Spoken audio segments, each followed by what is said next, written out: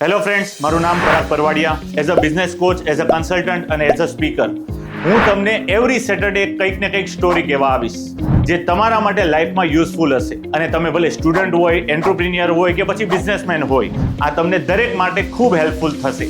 આજની સરસ મજાની વાર્તા કરીએ આપણે એક સસલાની અને એક ચકલીની.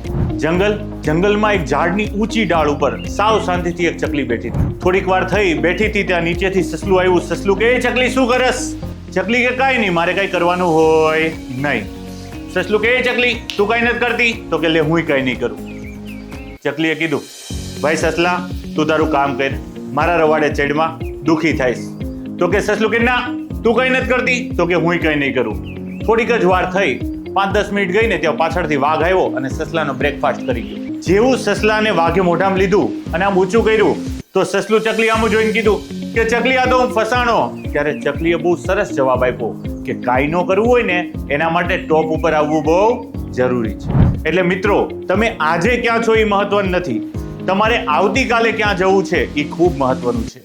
દુનિયાનો કોઈ પણ મોટામાં મોટો રાજા એક દિવસ તો પારણામાં ઝૂલતો જ હોય છે. દુનિયાની કોઈ પણ મોટામાં મોટી બિલ્ડિંગ એક દિવસ તો સામાન્ય બ્લુપ્રિન્ટ જ હોય છે. એટલે મિત્રો, કાંઈ ન કરવું હોય ને એના માટે ટોપ ઉપર આવવું બહુ જરૂરી છે.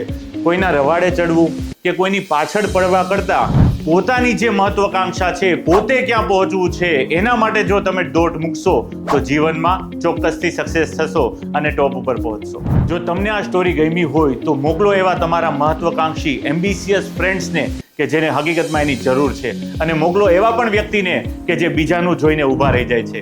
Thank you so much. Like, share and subscribe.